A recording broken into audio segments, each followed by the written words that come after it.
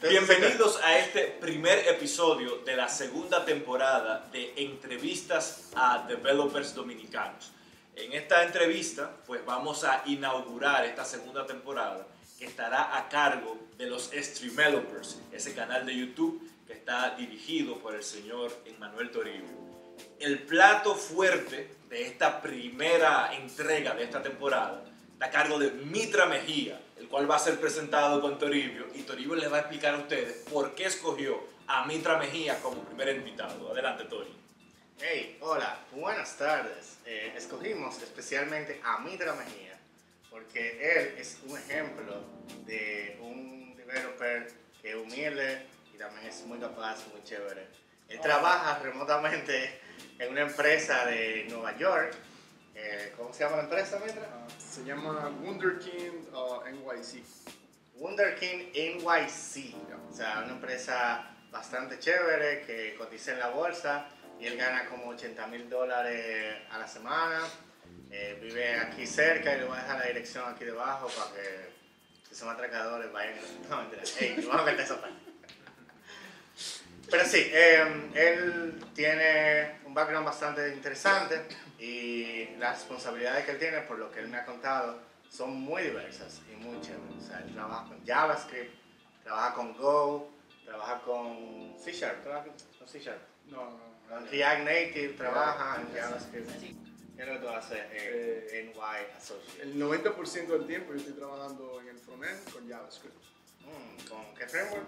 React Native, todos los sabores de React. Utilizando Jetpack. No, usamos Webpack. Webpack. Sí. Qué chévere. Pues vamos a empezar como siempre, empezamos desde el principio y siempre le preguntamos a nuestros entrevistados cómo te iniciaste tú en el mundo de la computación y de la programación. De niño yo me gané una rifa de una computadora y la computadora nuevecita llegó a mi casa. Esa era la computadora para la familia entera y yo decidí desarmarla y dañarla. ¿Qué edad tú tenías cuando eso? Tenía 12 años. Entonces, como la dañé, yo tenía que arreglarla. Y entonces me puse a leer y a aprender cómo hacer eso. Y cuando la pude arreglar, ya yo estaba enamorado de eso. Entonces, de ahí seguí desarrollándome y terminé en el ITLA, donde conocí a Ray Delto y a todos los profesores de allá. Y ahí fue donde me dieron la instrucción para trazar el camino. ¿Y cuando llegaste al ITRA ya tenías experiencia programando? O Nada programando? Nada de experiencia programando. Me costó mucho trabajo aprender a programar. Y al menos en esa etapa inicial, cuando tú estabas en el ITRA, ¿cuál era tu lenguaje favorito en ese entonces? Déjame ver, creo que era Ruby. Sí, cuando yo estuve graduándome del ITLA me gustaba mucho Ruby. ¿Y ahora mismo cuál es? O sea, tomaste la mejor decisión y te dejamos soltar. Pero entonces cogiste de una mala decisión a una peor decisión. Bueno, ¿Cómo fue esa transición en verdad? Fue totalmente pragmática. Yo estaba buscando una compañía para trabajar y yo básicamente llegaba, ¿qué ustedes necesitan? Y yo aprendo eso. Oh, wow. Yo no tenía ninguna preferencia ni estaba cerrado a una sola tecnología. Yo simplemente vine a resolver los problemas de ustedes y ustedes me van a pagar por eso y yo voy a seguir por este camino, el que la compañía necesite. Que según tengo aquí en nuestras notas que nos escribió producción, tú empezaste cogiendo lucha en publicitaria, programando en PHP, haciendo paginitas. Sí. Mi primer trabajo fue en una agencia publicitaria. Yo duré como 3 semanas ahí nada más. Que era cerca, por aquí, por donde está nuestro estudio, ¿verdad? Relativamente. No, sí, más o menos cerca. No será la que yo creo que... No vamos a mencionar el nombre, pero no lo quería nadie. Que es argentino ahí. Pero es una No, experiencia. muy buena gente, tuvo mucha paciencia. Bueno, eso es algo que tú no aprendes en la universidad, a trabajar bajo presión, y usualmente en la publicitaria hay mucha presión de que hay que entregar a tiempo y todo eso. Bueno, lo de ética de trabajo y de trabajar bajo presión, terminé desarrollándolo cuando trabajé de freelance por varios años. Tú pasaste de trabajar fijo en un sitio en la publicitaria a trabajar freelance. No. De la publicitaria, entonces, yo hice una pasantía en un call center trabajando como programador. Ah, ok. Un profesor de Litla fue que me recomendó para ir allá. No estoy aquí presente. No vamos a mencionar nombres porque el asunto no involucra a nadie. Entonces, después de ahí, yo pasé a trabajar en un startup por un año y medio, en un startup de e-commerce. Y de ahí entonces comencé a trabajar freelance. Me trataba en el startup, iba buscando clientes y manejando la universidad de la mejor forma que pudiera. Wow, o sea, universidad, trabajando fijo y trabajando freelance. Sí, hubo un momento que yo estaba agobiado. Tenía mucho trabajo freelance, tenía el trabajo fijo y la universidad. Y todo estaba malavariando, era que estaba rompiendo platos. ¿En qué universidad tú estabas cuando terminaste Intra? ¿Cuál universidad fuiste? Fui a Unive. Y ahí seguí cogiendo clases con Willy. Willy estaba en el trayecto completo. No lo mencionamos al principio, pero el episodio de hoy está siendo grabado frente a una audiencia en vivo. Tenemos aquí presente a Willis Polanco, una celebridad que fue entrevistada por Fraiderto en la temporada pasada. Y tenemos también a Roberto Abreu, que lo vamos a estar entrevistando esta temporada, aunque él no lo sabe todavía. Tenemos a Ivana también. Tenemos a Ivana detrás de cámara filmando el episodio. Directora de arte. Y en esta temporada, sustituyendo a mi equipo de producción, pues Ivana estará representando el equipo de producción de Stream Developers. Bien. Sí, ahí detrás de cámara. Pero sígueme, entonces tú estabas en Unive, estabas siendo freelancer, estabas también trabajando en un startup of all places, que el tema de startup es que tienden a ser bastante caóticos. Sí. Y hoy tu función es tal y mañana tu función es otra. Wow, ok. Cuéntame sobre la experiencia. Bueno, sí, llegó un punto en que era agobiante, entonces yo tenía que soltar uno. Como el asunto de la práctica del freelance estaba subiendo bien rápido, entonces yo decidí dejar el trabajo y enfocarme en la universidad y en el freelance. De hecho, bajé el freelancing y solté el trabajo porque me estaba yendo mal en la universidad y tenía que subir las notas para poder graduarme a tiempo, etcétera, etcétera. Y al final me salió bien la jugada. ¿Y esos proyectos de freelancing eran locales, en el extranjero o ambos? Eran ambos. Había locales y había extranjeros. Y eso es una pregunta que mucha gente nos hace en los comentarios y es cómo uno se inicia como freelancer, cómo uno consigue clientes que quieran trabajar con uno. Bueno, yo tuve la gran ventaja de que tenía cierto grado de actividad en la comunidad de developers. Entonces, el 90% de los clientes llegaron por referencia de otros programadores que yo conocí en conferencias o dentro de la misma universidad. Y literalmente fue networking, fue conocer gente. Y ya, yo no tenía portafolio, no había hecho ningún trabajo de cualquier índole de la que dichos clientes necesitaban, era base pura referencia. Oh, wow. Eso es lo que siempre menciona Andrés Pineda, que siempre habla mucho de las comunidades y de los beneficios. Sí. Entonces, otra de las ventajas que también lo confirma Mitra, haga networking, vaya a las comunidades, involúcrese y entonces puede ser como Mitra en el futuro. Pues, siguiendo con el hilo, ya cuando duraste un tiempo trabajando como freelancer, entonces, ¿cuál fue el próximo paso en tu vida profesional? Bueno, el próximo paso era graduarme de la universidad, esa era la prioridad. Sí, porque me consumía muchísimo tiempo. Entonces yo entendí que si yo quería dar un siguiente salto considerable tenía que liberar todo ese tiempo y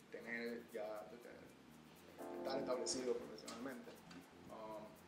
Y mientras estaba en la universidad, faltándome creo que eran 2 cuatrimestres, yo entonces comencé a hacer movimiento para trabajar afuera, para conseguir un empleo, ya sea en Estados Unidos o en Europa, porque entendí rápido que hay mucho más futuro trabajando a nivel mundial.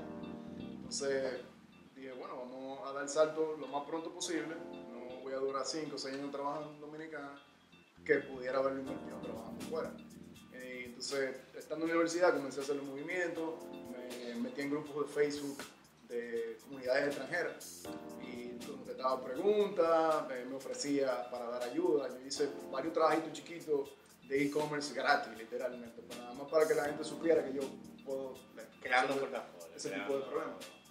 No, ni siquiera era suficiente para portafolio, eran cosas como que mi tienda no funciona, tiene esta imagen dañada y yo se lo arreglaba. Okay. Entonces, así fui creando un pool bien intenso de contactos. Te digo, fue casi un año en eso, concentrado en eso. Dedicaba por lo menos un día en total a la semana, simplemente a conocer gente, buscar conferencias, moverme dentro de las redes y eventualmente cuando ya me gradué fui a Estados Unidos y ya pisando Estados Unidos tenía alineado un reguero de entrevistas, muchísimos eventos, las ciudades como Nueva York o San Francisco o Seattle tienen muchísimos eventos de tecnología, es ridículo, tú diario, de lunes a domingo, estás repleto de eventos. Entonces, o sea, tú fuiste a Estados Unidos con tu itinerario ya de voy primero a tal ciudad, sí, otra ciudad, lo que sea, y me voy a ver con fulano en tal sitio, fulano en tal sitio, fulano en tal sitio. Sí, porque tú estás jugando contra el tiempo. Tú reúnes un reguero de pesos aquí y tiene 2 meses, eso no te va a durar mucho allá, especialmente si estás en Nueva York, que fue mi caso. Entonces yo tenía que aprovechar el tiempo lo más que pudiera y exprimí ese networking al máximo para entonces poder conseguir un trabajo ahí mismo. Y entonces yo me listé en, creo que sí, la comunidad se llama JavaScript NYC y React NYC también. Y fui a una charlita de freelancing con un inglés súper machucado. Y se lo dije desde el principio, hey, este inglés no funciona bien, si tienen preguntas. Está bien, esa yo oigo mucha gente que tienen, yo también tengo ese problema, yo tengo como complejo con el acento. Sí. Dice, hey, de verdad estoy hablando de la manera correcta, estoy pronunciando de la manera correcta, pero es como lo mismo que tú hiciste, o sea, tú pierdes el miedo y la idea es comunicarse. Y siempre y cuando tú le digas adelante, hey, mira, yo no soy nativo hablando inglés, yo lo estoy tratando de comunicarme correctamente. La gente generalmente tiende a tener una actitud positiva. Sí, es normal, pues las ciudades son pots de diferentes culturas y es normal que existan personas que no dominan el inglés.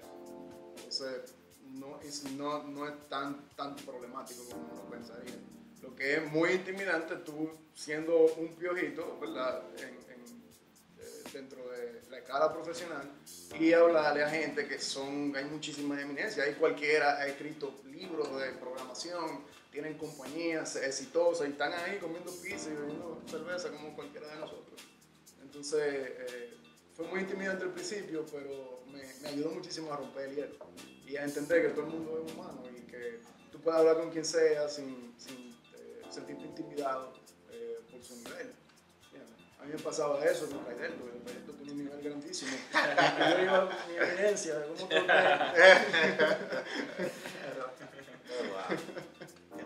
Conectando con lo que tú decías del inglés, que nos ha tocado eso, a hablar con profesionales que hablan inglés como un modo nativo. Conectando con lo que tú decías, en mi caso yo simplemente hablo, que si ellos no entienden me lo van a decir y me van a responder, pero en mi opinión yo entiendo que si tú de antemano lo dices, lo vas a predisponer de que hablas rarísimo, entonces sí. Pero bueno, cada quien de los oyentes tomará su propia conclusión. Algo que te quería preguntar, ya entrando en esa línea de tiempo, cuando tú empiezas a trabajar en esa empresa en Nueva York, es las entrevistas en Estados Unidos y muchos países del primer mundo son distintas a las entrevistas de empleo de aquí. Entonces te quería preguntar cómo fue la entrevista, qué diferencia había entre las empresas de allí y las de aquí. Dependiendo de la empresa, había empresas que eran muy formales y que tenían todo un proceso y hacían los famosos Code Challenge y Whiteboard interviews, que yo las detesto completamente. Esos Whiteboard interviews te sacan completamente de tu hábitat natural. ¿Cómo así? Sí, pero yo todos los días yo programo en Whiteboard, eso es todo. Eso el día a día del trabajo. Eso eres tú programando, en el contexto de una entrevista. Siempre me lo encontré súper ridículo como es. Sí, o te ponen escenarios que realmente en el día a día tú no te vas a encontrar. Y el día que te lo encuentres, tú lo vas a buscar. Definitivamente. Como una entrevista de React y JS, entonces te ponían a hacer algoritmos que necesitaran usar diferentes estructuras de datos, cosas que tú realmente no ibas a hacer en el trabajo. Sí. Entonces, al final, bueno, fast forward, yo terminé trabajando para una compañía, para la que estoy estoy actualmente, donde la entrevista fue básicamente, hey, mano, vamos a juntarnos en tal sitio y vamos a hablar. Y yo fui. Y él me dijo, mira, yo necesito esto y esto. Y yo le dije, yo no sé nada de eso. Pero yo aprendo.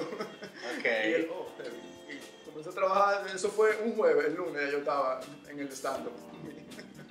Y nada, me puse, ¿te entiendes? Página para la izquierda, por un tubazo, a entender la envergadura del sistema, era una cosa grandísima. Especialmente para alguien que entra nuevo y que no tiene el nivel que tienen ustedes, era bien intimidante. Entonces, yo básicamente me volví un ermitaño por 2 semanas.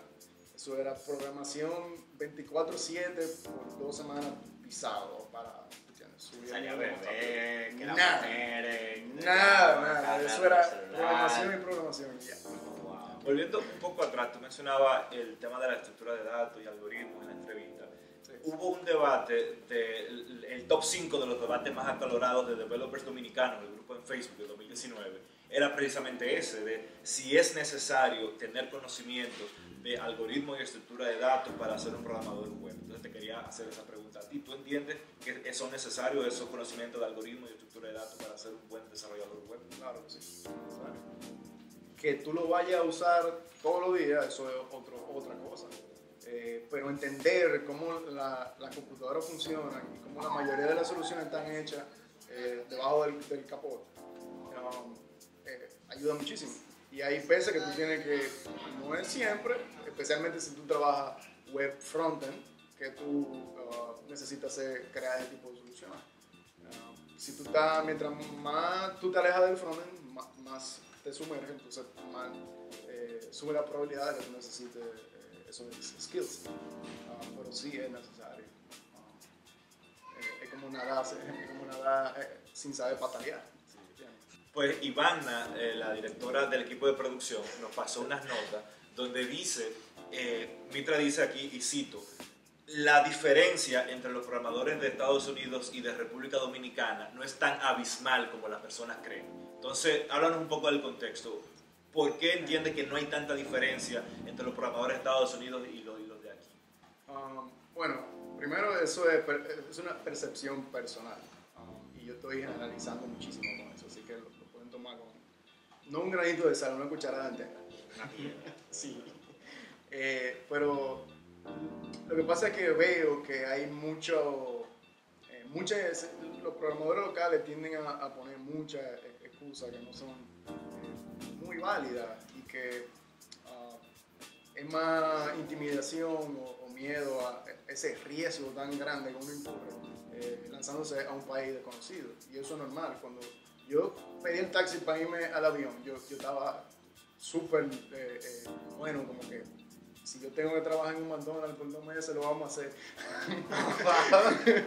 ¿Entiendes? Yo entendí que era lo peor que podía pasar y definitivamente que es bien intimidante. Pero vale la pena, es un asunto de retorno a la inversión. Y bueno, worst case scenario, perdiste 2 meses. Y sí, vuelvo la demanda ahora mismo de developers está súper alta. Exactamente. O sea que... en cuanto a la comparación, el developer averaje de los Estados Unidos obviamente tiende a tener un nivel más alto de educación, más de mayor calidad, más recursos, etcétera. Pero el core básico y la pasión que tú ves en los developers dominicanos es muy similar a la de los developers norteamericanos, que son los que yo más conozco. Entonces, teniendo esos skill set básicos de programación y el deseo de aprender, es suficiente, independientemente de donde tú estés, si tú estás en Europa o estás en Estados Unidos o estás en el Caribe. Y ahí es donde voy. Es esa gana de echar para adelante que tuve mucho en los dominicanos, que es realmente lo más importante. Al final es tú tener el deseo y poner tu cabeza para abajo y darle para allá, independientemente de lo que pase. Y veo que muchos dominicanos dan ese salto, más de lo que la gente piensa.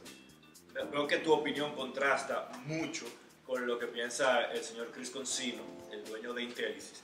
que él creó un instituto para formar a los programadores, porque él entiende que los programadores dominicanos, por lo general, no tienen el conjunto de habilidades que se requieren para poder servir a los clientes de Estados Unidos. Entonces, como él dice que no encontró esas habilidades aquí, él tuvo que formarlas. Entonces, ¿te imaginarías tú qué tipo de cosas puede él formar, qué cosas él le tiene que dar a esos programadores dominicanos para que sean, para que puedan trabajar como los colegas que trabajan contigo en Estados Unidos? El factor que usualmente veo en los developers, no solo dominicanos, pero de Latinoamérica en general, hemos trabajado brasileños, mexicanos, de hecho entró un dominicano hace poco a la compañía, y esto no lo incluye a él, pero sí con experiencia pasada, era la disciplina. Ese creo que era como lo más, que yo veía más punzante. Hay cosas que uno tiene que tenerla siempre pendiente, y la puntualidad, lo de estar a tiempo en las reuniones, si algo se estima a 10 horas, decir que va a tomar más tiempo. Era más ese tipo de cosas que caen más dentro del ámbito del sentido común, más que de habilidades técnicas per se. En términos técnicos, probablemente porque cogíamos muy bien, no veía mucha deficiencia. Era más en la cultura de trabajo y la disciplina, realmente. O sea, es como que un ciclo for en C# es un ciclo for en C#, aunque tú seas dominicano, aunque tú seas estadounidense, aunque tú seas de Nueva Zelanda, donde sea. Entonces, la parte técnica, tú aprender la parte técnica no es lo difícil, es la consistencia y el work ethic y como la cultura en sí, más que la parte técnica, porque la parte técnica cualquiera la aprende, o sea, no. Claro, pero en parte corroboro con lo que Raidelto mencionó. En mi caso, yo tuve que, como dije, sentarme a estudiar muchísimo para poder estar en un nivel donde yo podía realmente aportar a la compañía. Está bien, pero como pudiste tú, exactamente. Cualquier individuo que se proponga, yo voy a hacer esto, ya lo conectaste. lo va a hacer. Ahí era donde quería llegar. Sí, quizás un tema de dirección, o sea, pues, quizás la misma gente culturalmente aquí no tiene como ese aim de, ok, yo voy a hacer, ese drive de, ok, me voy a encerrar por 2 meses, no voy a salir al colmado. Sí. Me voy a poner nada más a aprender estas cosas. No, hay que ponerlo en contexto. Yo no hacía eso y iba a trabajar en McDonald's. Había que hacerlo. No había de otra, había que hacerlo. Para contestar la pregunta que Raidelto hizo, yo haría eso. Ya asumo que la persona que tú mencionas está supliendo esos skills técnicos. Le pondría mucho hincapié en la ética de trabajo, la cultura,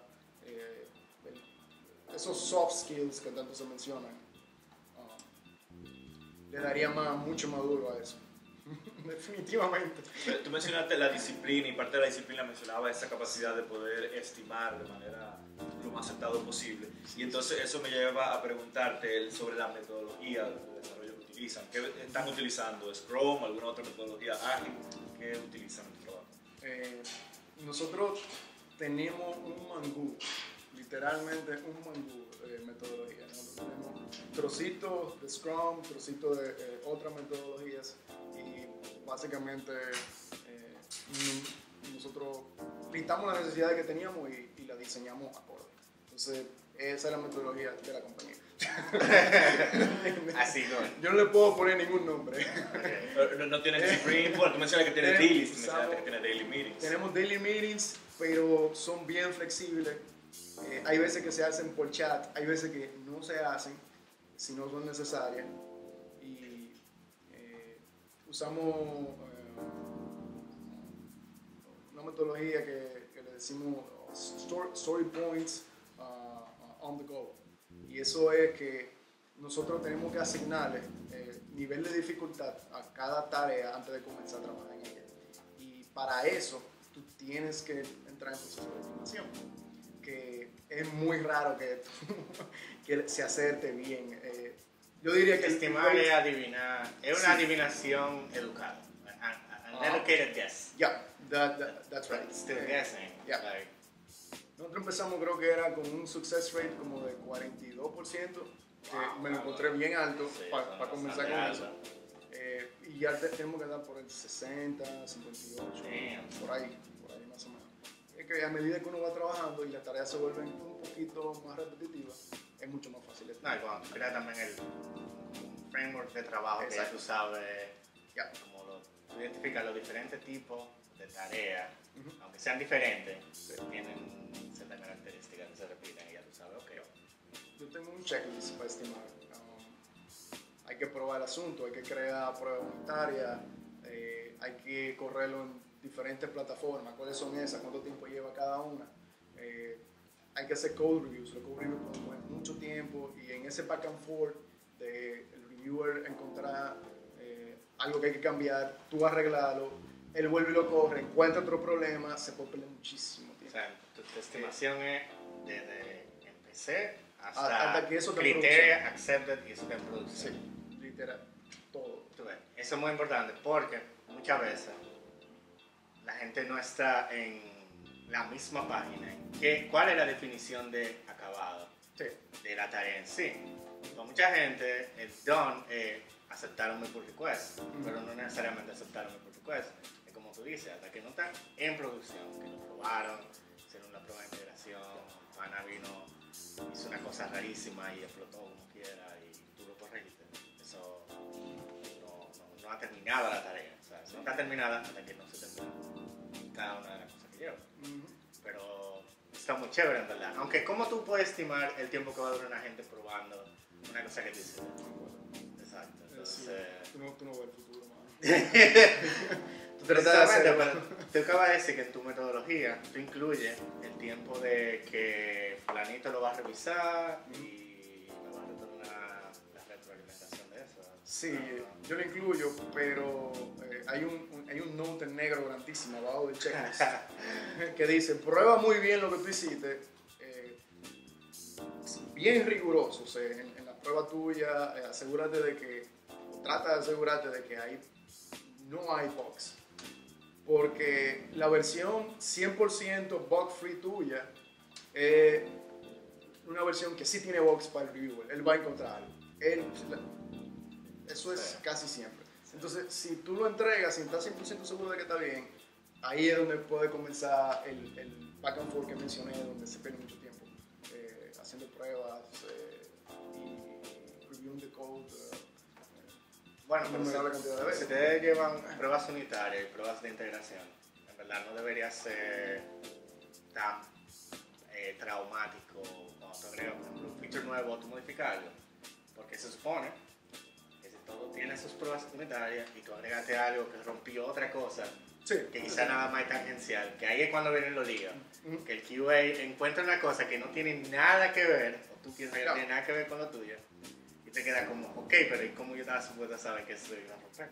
Bueno, pero tenemos un code base que está repleto de pruebas unitarias y de integración y hasta end-to-end. Es un lujo que la mayoría de los teams realmente no les pueden dar. Ustedes no llevan eso. Nosotros tenemos, hay pruebas, pero somos bien selectivos con qué se prueba y qué no se prueba. Qué vale la pena probar y qué no vale la pena probar. Entonces, hay muchas cosas que simplemente no tienen pruebas. Porque sería bien caro mantenerlas. En términos de tiempo, y eso es algo que tú tienes que conversar con el cliente y el cliente que te da la luz verde. El code coverage, la prueba, depende del bolsillo del cliente. Para el cliente, de hecho, es más barato tener su propio team de QA que hacen los acceptance tests. Ellos mismos puñan las aplicaciones que pagamos nosotros para crear toda la prueba automatizada. Es mucho más barato para el cliente. Porque horas de QA dentro de la compañía del cliente se pagan a un precio mucho más bajo que horas de desarrollo y ingeniería de software de una compañía de consultoría especializada que te va a cobrar mucho más. Entonces, ellos prefieren, miren, no, sean bien selectivos con lo que ustedes prueban y tomen en cuenta que yo tengo mi equipo de QA que puede encontrarle los bugs a ustedes y se lo devuelven para atrás y ustedes lo arreglan. Entonces, depende de la compañía donde tú estés, de cuál es el proceso, cuál es el proyecto. Varía muchísimo. Pero Mitra, tú, como filosofía tuya, ¿tú estás a favor o en contra de 100% code coverage y hacer test unitario de todo lo que hay? 100% code coverage, nunca. Pero entonces, ¿cómo los test? ¿Tú estás de acuerdo con hacer test? ¿Tú Claro que prefieres? ¿Tú caes por default? Tú hoy tienes que hacer un file new project y comenzar. ¿Tú entiendes que tú de una vez empiezas, ok, déjame hacer mi proyecto de prueba unitaria y empezar de una vez a tratar de hacer la mayor cantidad de code coverage que sea pragmáticamente posible? Lo que tú acabas de decir al final. La Sí. mayor cantidad que sea pragmáticamente posible. Eso es. Tú no necesariamente, es muy raro que tú necesites de verdad. Que tú tengas un buen return on investment de tener 100% code coverage. Okay. Porque tú estás en una batalla contra el tiempo, entonces tienes que usarlo de la forma más inteligente posible. Más si tú estás haciendo un estimado donde van a ocurrir problemas que tú no sabes de dónde vienen. Entonces tú tienes que ser... Oye, el tiempo es como que tu jarra de oro. Ese es el pinnacle, eso es lo que tú tienes que cuidar como si fuera un hijo tuyo. Y los proyectos tuyos, más o menos, el code coverage, más o menos, ¿en cuánto anda? El proyecto en el que yo me trabajo ahora mismo es una aplicación móvil. El code coverage tiene que andar como el 70%, 75%. No llega a 80%, entre 70 y 80%. Eso me acuerda, a mí una vez, una historia de over, ¿cómo era? Cuando tú mejoras la vaina. Over engineering. Ajá, de over engineering, una parte más de over engineering. En el sistema de correo de Estados Unidos, ellos tenían como un 98% de success rate. O sea, si tú mandabas una carta, era como un 98% de probabilidad de que iba a llegar. Y ellos querían subirlo al 100%. Y tratando de subirlo al 100%, ellos metieron un reguero de trabas y cosas raras y procesos, que lo que hicieron fue entorpecer todo y llevarlo todavía más para abajo. O sea, el success rate de ellos bajó, tratando de... cayéndole atrás al 100%.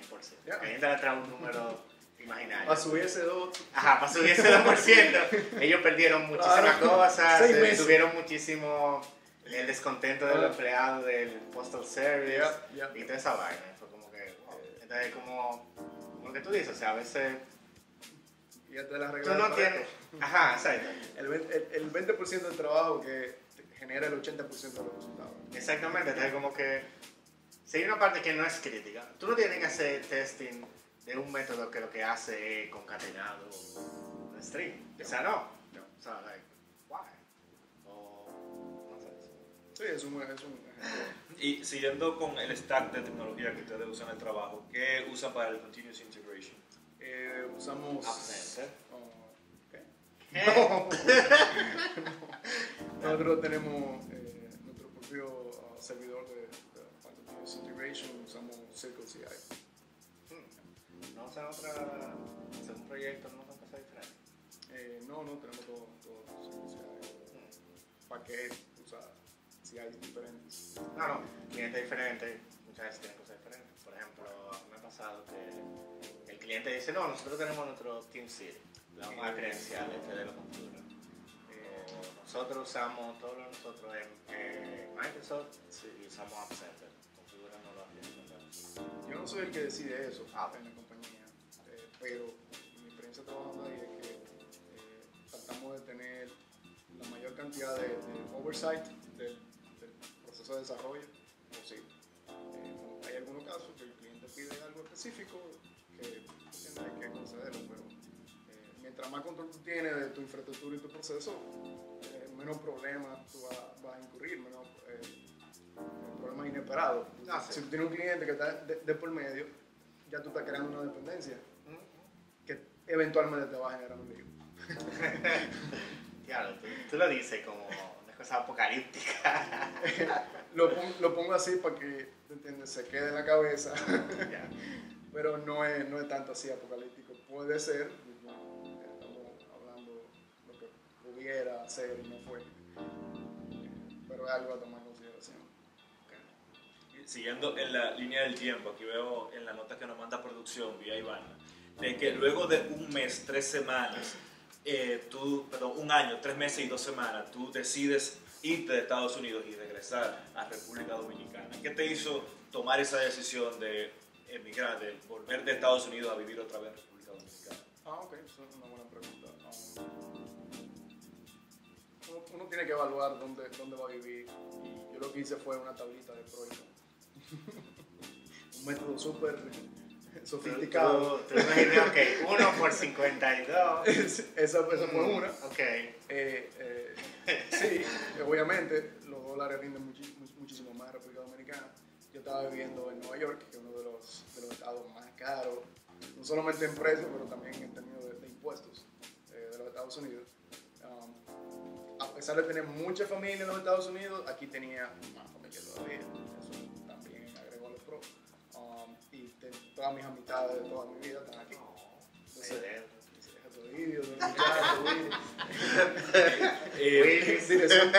dirección de arte. Vemos aquí el clima, dice aquí que el clima de los Estados Unidos es muy frío, que no te gusta el frío. No me gusta la nieve. Toda esa sal, el friazo, no me gusta eso. Me gusta mi playa, el clima cálido, definitivamente. Y nada, por eso volví.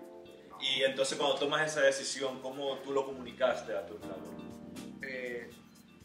Yo no se lo comuniqué. ¿Viste dónde tú estabas? Estoy aquí en Santo Domingo. Sí. Que hablando de eso, o sea, la compañía, ¿cómo es la modalidad de trabajo allá? ¿Es 100% remoto? Es 100% remoto. O sea, que a ellos no les importa dónde tú No, realmente, mientras tú estés el overlap del time zone, y la suerte es que República Dominicana está en la misma de Nueva York. Sí, de hecho, eso Bueno, es la mitad del año. La mitad del año. Me encanta cuando no cambia, que tengo una hora extra aquí. Sí. Pero ese tema es una de las ventajas más grandes que nosotros tenemos aquí en República Dominicana. Sí. Estamos en la misma zona horaria de la costa este de Estados Unidos. La mitad del año. La otra mitad del año están en la misma zona horaria que Fredericton, en Nuevo Brunswick. Ahora en Nueva Escocia, en Fredericton, tenemos la misma hora que República Dominicana. Bueno, pero la diferencia horaria es de 1 hora, literalmente. Sí. Y yo leí un libro que se llama Remote, Office Not Required, que entre el overlap ellos recomiendan tener por lo menos como 4 horas de overlap. Que sea un tiempo prudente en el que si hay que hacer una reunión, no sea un trauma, que consistentemente durante esa ventana de horas, si ellos cogen el teléfono, si te hablan por Slack, tú le vas a responder en un tiempo adecuadamente prudente. Entonces, sí, nosotros tenemos, geográficamente estamos muy bien ubicados para el trabajo remoto.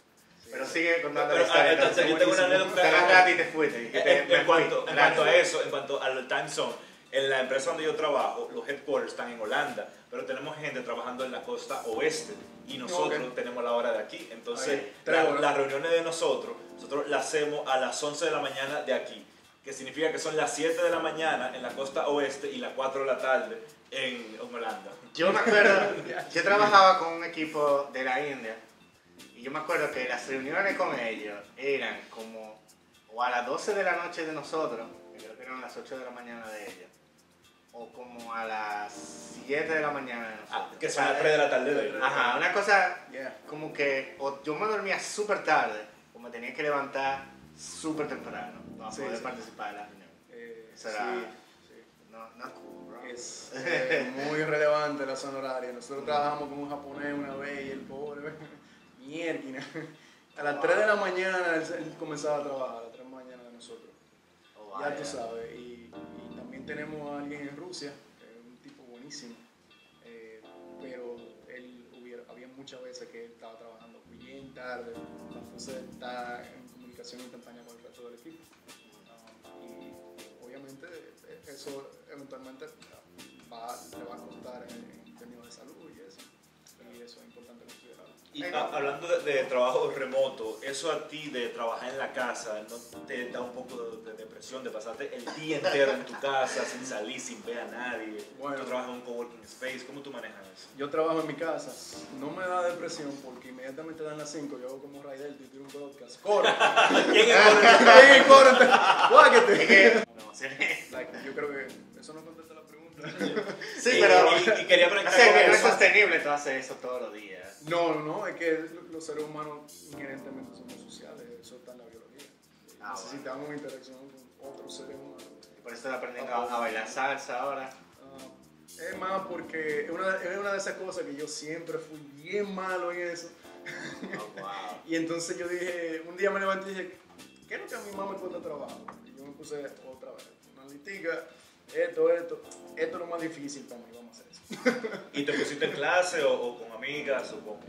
Bueno, yo comencé... Mucha gente, yo aprendí con mis amigas, de hecho es lo más normal, sobre todo en América Latina. Mira aquí. No, que tienes 5 minutos. Ok.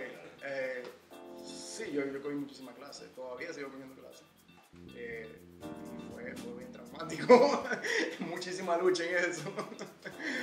Pero lo disfrutas, que es lo importante. No, sí, llegó un punto, primero fue bien difícil, pero ya una vez uno va poniendo el piso, comienza a entrar a la gozadera, ¿verdad? Y tú lo disfrutas. Y volviendo al tema de atrás de trabajar remoto, ¿los coworking space te llama la atención? ¿No te gusta? ¿Te es indiferente? Depende de dónde estés. Si estoy en Estados Unidos, puedo ir a un coworking space, especialmente si estoy en una ciudad grande. He trabajado en cafés, por ejemplo, que es bien incómodo, hay mucho ruido, no lo recomiendo. ¿Y aquí? Y aquí no he trabajado en un coworking, creo que fue a Payets una vez. Bueno, raíz de esto, hay su coworking space favorito, se llama La Mochila. La Mochila. Ey, kudos para la gente de Mochila La Mochila. Ey. Julien, que es el dueño, Sí, para súper buena onda. Julien, cuando tú quieras, Para el sponsor. el link del referral link y vaina, tú lo mandas. Pero anyway, La Mochila tiene la peculiaridad de que está en la zona. Entonces, tú ves por dónde voy, por dónde voy. Tú puedes ir a La A Mochila. las 5. A las 5 te agarras, ok, déjame ir a Rocks. Ya. Exactamente. Y se tiró por ahí. Claro, No sé, ¿no? Tiene una opción. sentido. Pero... Bueno, y más en el contexto mío que no vivo aquí, que vengo de vacaciones, me gusta la zona por eso, porque al mediodía puedo ir a un Chiperico, que es bien bonito, me junto con mis amigos, conozco mucha gente, hay muchos extranjeros, la mayoría de la gente que están ahí son extranjeros y tienen mucha historia interesante que contar, y la vista de la zona es muy bonito, o sea, que si usted está en esa situación, La Mochila es el lugar que le recomiendo. Lo voy a probar entonces. Yo no he ido a Payex, me dice Toribio que es bueno, pero que para llegar, que eso lo hablamos en otro video, que es como un poco inaccesible por la ubicación, eso Un mencionaba. poquito incomodito, pero Ya. eso. Ya, realmente. A ver, no sé yo inventando. No, porque si tú vas a la zona tuya, camino a la zona entera. Sí, exacto. Pues llegando ya en la línea del tiempo ahora, al Mitra de ahora, del 2020, un joven, un buen mozo, joven, ganando $110,000 al año, con mucho dinero. En esa idea hay muchas preguntas que nuestro equipo de producción recopiló, que las personas fueron recopilando de Instagram y de Twitter cuando anunciamos cuando tú ibas a venir acá. Y una de las preguntas que hacen es, ¿qué vehículo tiene Mitra? Yo no tengo ningún vehículo. De Uber, a nivel de Uber, Uber. tipo Toribio. De- No, la diferencia es que él tiene, yo... Bueno, es un asunto de ser inteligente. Un vehículo te va a costar $10,000 por lo menos, un vehículo decente. Matrícula, seguro, te lo chocan, tienes que resolver con eso. Marbete, ¿entiendes? Y desde que lo compraste pierde su valor.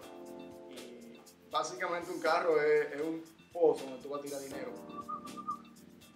Pues ahora vamos a pasar a leer las preguntas que la audiencia nos ha hecho en Twitter y Instagram cuando anunciamos que íbamos a tener aquí a Mitra.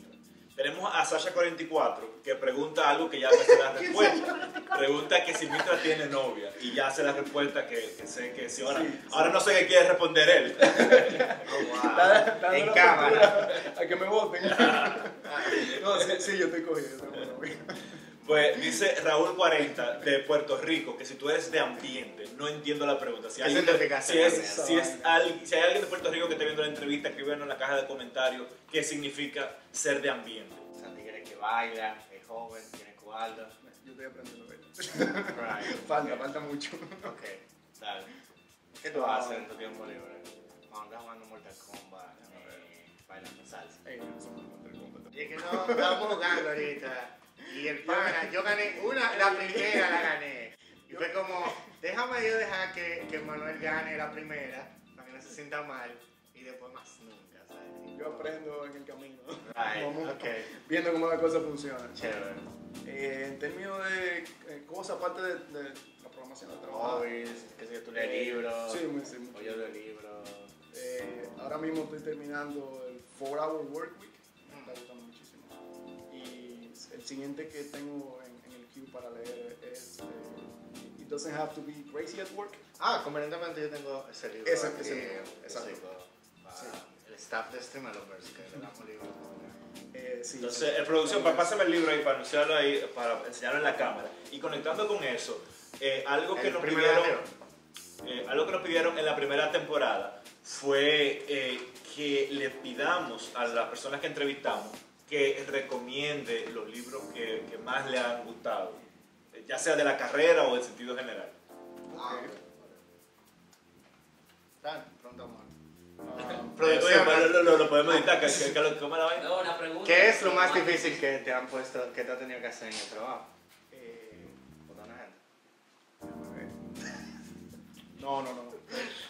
Había un problema con el servicio que es. Déjame darte un mejor contexto. Imagina un sistema que envía muchos mini mensajes. Y esos mini mensajes tienen horarios en los cuales deben de salir, y esos horarios cambian de forma dinámica de acuerdo a un set grandísimo de condiciones. Entonces, una hora se le sube, se le restan 30 minutos, o tantos recipientes hay que quitarlo de la lista de envío por X o Y razón. Entonces, imagina que el servicio que nosotros usamos para enviar eso simplemente dijo, mira, cambiaron mis condiciones, ya tú no puedes mandar tantos mensajes en broadcast de golpe, hay que modificar todo. Imagínate que tú tienes un edificio hecho y tú tienes que cambiar la fundación, básicamente. Y cada segundo es dinero. Exactamente. El cliente estaba sangrando billetes que no tenía madre y había que cambiar la fundación del edificio huyendo. Entonces, ese fue bien difícil. ¿Cuáles libros tú recomiendas a la audiencia que nos sigue? Todos los libros que ha hecho DHH y Jason Fried me han gustado muchísimo. Rework, Remote, aquí, gracias.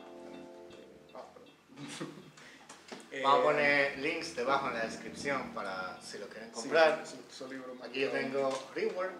En verdad no estaba planeado esto, No. para nada, porque Y ellos asumo que no están pagando ni tengo hacer Remote eso. y se llama Reinicia, es literalmente Rework en español. Le pusieron Reinicia. Tiene el mismo libro en Pero es inglés. exactamente el mismo contenido. Sí, esto está en español por si alguien que no sepa inglés. Sí. lo digo, no. Esto es más en el ámbito de cómo trabajar y diferentes filosofías de trabajo. Que la mayoría de las compañías de ahora simplemente tienen diferentes. Bueno, para educación financiera yo leí de Robert Kiyosaki, Padre Rico, Padre Pobre. Y sí, definitivamente fue una influencia en todas las decisiones que yo tomé. Literalmente todas las decisiones grandes, algo de ese libro influyó en cómo yo tomé X decisión. Por ejemplo, lo de venir para acá, para República Dominicana, en vez de quedarme en Nueva York. Lo de no tener vehículos, por ejemplo, fue directamente sacado de ese libro. Y déjame ver qué más. Los 7 hábitos de personas altamente efectivas es un clásico. De programación, ya un poquito más, bajando un chisme a lo técnico. The Pragmatic Programmer es eso el final. The Pragmatic Es Programmer. un must read. Es un must read, de verdad. Para mí ese fue el más importante. Después los otros ya son bien técnicos y pudieran ser cosas que tú puedas aprender en Pluralsight o por ti mismo, inventando, criando, preguntándole a la gente dura de la comunidad.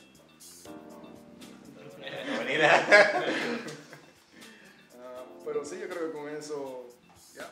Tú has mencionado dos de mis libros favoritos, el de 4-Hour Workweek de Tim Ferriss y el de Robert Kiyosaki, que tiene muchos haters como siempre, pero es un libro de la segunda mitad de los 90 que realmente cambió mi vida, como tú dices que te cambió y te ayudó a tomar decisiones en momentos claves de tu vida. O sea que ahí lo recomendamos a todos ustedes. Entonces, todo bien. No, yo estaba buscando aquí como que estaba Más en libros. y cosas así. Sí, probablemente si saco el celular hay muchísimos no. más libros. Ya. Estos eran los que estaban en el topo mejor. Chévere. ¿Tú tienes alguna recomendación que tú quieras darle a la nueva generación de programadores que está subiendo ahora mismo? Compártenos tu sabiduría. Yo creo que nada más te puedo dar, yo creo que es más importante, y es que las decisiones grandes se toman con la cabeza fría y no con el corazón. Definitivamente. Tú tienes que, independientemente del miedo que tú sientas o si te invade la incertidumbre, si eso es lo que toma 2 son 4 y tú vas a tener mejor vida, dale para allá. Y los riesgos se toman calculadamente. Volviendo atrás al trabajo remoto, tú tienes todas las condiciones para hacer un llamado nómada digital. ¿No te ha llamado la atención eso de vivir un mes en Alemania, 4 meses en Francia y así ir viviendo en diferentes países? Sí, y eso está en plan.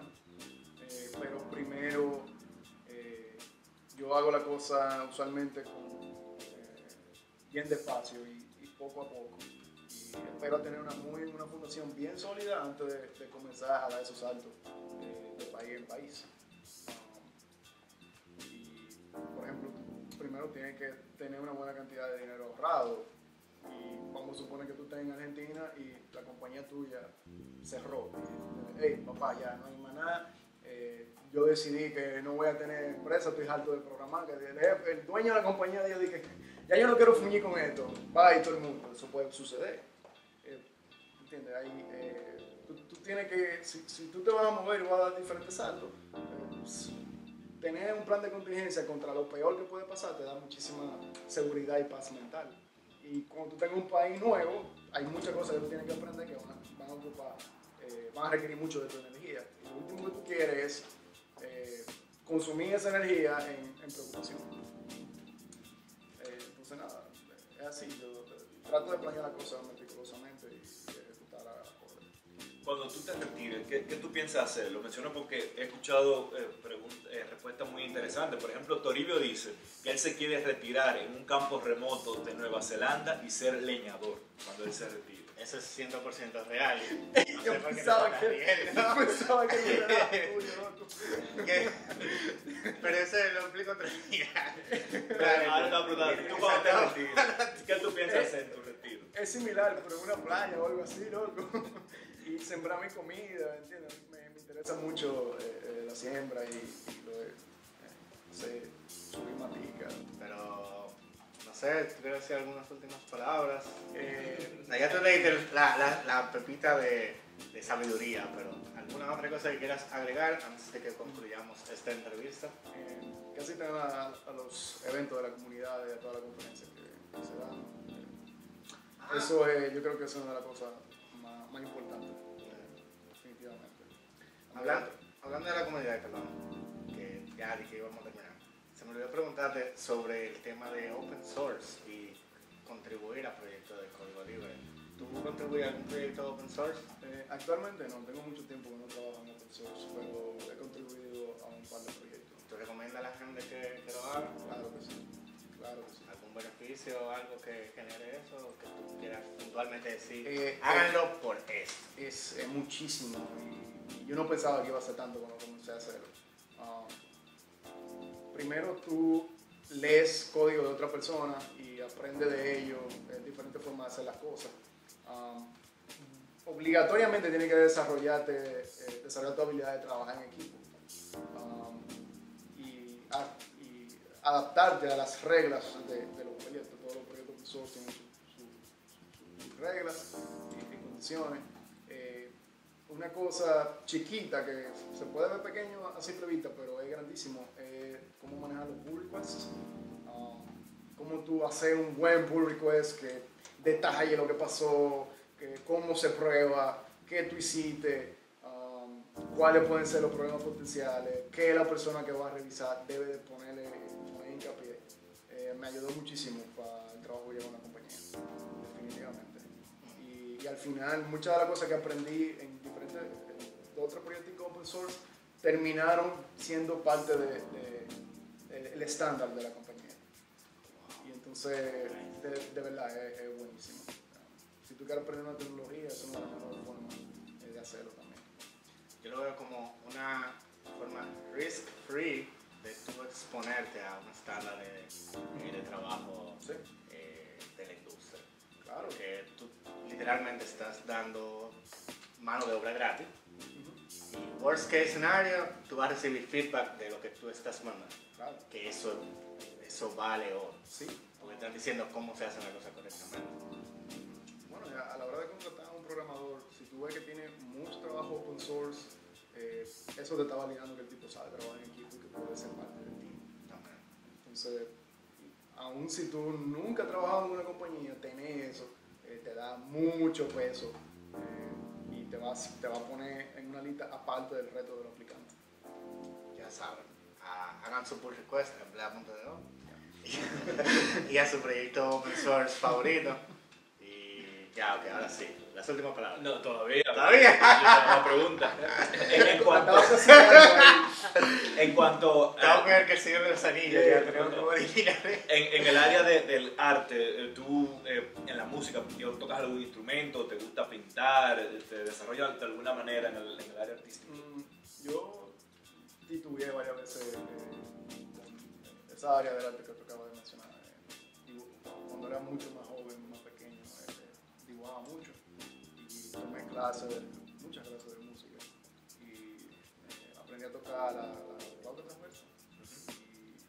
Y ya más viejo, compré una batería eléctrica y me puse a practicar. De baterista, en verdad. Estaba buscando baterista el otro O día. sea, tú puedes ahora mismo tocar competentemente No. la flauta transversa y la batería. Ninguna de las dos. Se me olvidó lo de la flauta y lo de la batería lo corté. Y dije, ok, ¿qué es más productivo para yo aprender a bailar o aprender a tocar batería? Definitivamente bailar. Bueno, Está más beneficio. productivo es relativo. ¿Qué produce en ti el bailar? Exactamente. Es un asunto de interacciones sociales y que de conocer muchísima gente. La batería yo la estaba aprendiendo en mi casa, trancado. Y yo necesitaba salir porque tenía tanto tiempo al día en la computadora, solo, nada más, enfocado en el trabajo. Entonces, al final, hice lo que hago casi siempre, una tablita, pro y contra. Oh, wow. Ya saben, el método patente pendiente confirmado de Mitra. Hagan Sí. una tablita de pros y cons antes de hacer algo. Yeah. Y entonces, el que tenga más pro, ahí puede se tira. Yeah, así mismo. ¿Cuáles son tus redes sociales? ¿Cómo te pueden contactar en LinkedIn, en LinkedIn, en GitHub? en Grindr, GitHub. No. Es bien sencillo. Tú pones Mitra Mejía en Google y va a aparecer todo. Oh, wow. O sea, el pan aparece en Google a Es ese que nivel. hay muy poca gente que se llama. que tienen esa combinación de nombre y apellido. Entonces tengo esa ventaja de posicionamiento ahí. Como reír. Entonces, ¿cómo uno te encuentra en las redes sociales? Uno busca Mitra Mejía en Google, Sí, que claro. no hay otro Mitra en el mundo entero. No hay otro mucho, Mitra hay mucho Mejía. Mitra. Pero bueno, tú buscas Mitra Mejía y el que sale con esta carita, seguro el LinkedIn sale de una vez. Ya, ¿verdad? Por ahí no te encuentras.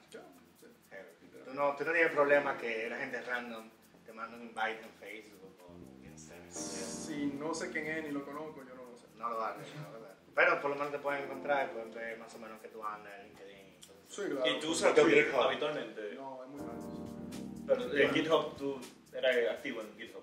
Sí, bueno, los proyectos los manejo por ahí. Entonces, si No, tú pero- ves el commit activity, eso está... Está bien, pero esos son los proyectos privados de la Sí. empresa. O la empresa tiene proyectos open source. No. Ah. En open source muy poca actividad últimamente. Hace varios meses sí tenía cierta actividad más estable, pero ya. Bueno, hey, mira, el admin de emplea.do está hecho en React. Tú puedes participar ahí si tú quieres. Sí, eso sería eso. Like, estamos ahí a punto de tirar la versión 2.0. Bien. Ya, a few years in the making, pero por fin. Y bueno, si tú quieres, te mando el link ahorita. De hecho, voy a poner el link ahí debajo en la descripción para que también si ustedes quieren participar, participen. Ya estoy involucrado. Ya, ahí están todos los Si este video llega a 50,000 likes, vamos a presentar a Ivana en el próximo video. Para que ustedes Ya, la bien. conozcan. para que vean a Ivana. La directora de arte. La directora de arte de Streamerovers. Es más, y si llega a 1 millón de likes, le vamos a dar un acceso para que ustedes vean esta entrevista inédita, sin Oh, la vaya. edición. ¡Ey, no, ey! No, anyway. Ya, ok, ahora sí, este es el final de verdad. El final de verdad. Ya. Río Landing. ¿Alguna última palabra antes de que terminemos? Trabajen mucho, denle duro. Háganle caso a la gente fuerte de la comunidad. ¿Por qué me enseñaron a mí? No entiendo. Tú eres un líder, hermano. Right, eso vamos a editarlo y eso se va. Pues muchísimas gracias, Mitra, por aceptar esta invitación y quédense ustedes atentos a esta temporada de entrevistas que vienen muy buenas sorpresas ahí. Sí, la próxima entrevista la vamos a publicar, va a ser el lunes 27 de enero con Elena López, Microsoft MVP y una tipa súper bacana, ella es DBA, muy chévere, espérenla y espero que les haya gustado esta entrevista que le hicimos a Mitra. Fue muy difícil conseguirlo, el pan es súper VIP, tuvimos que mover muchísima pieza, así que si les gustó la entrevista denle like y suscríbanse para ver más contenido. Bye, chao.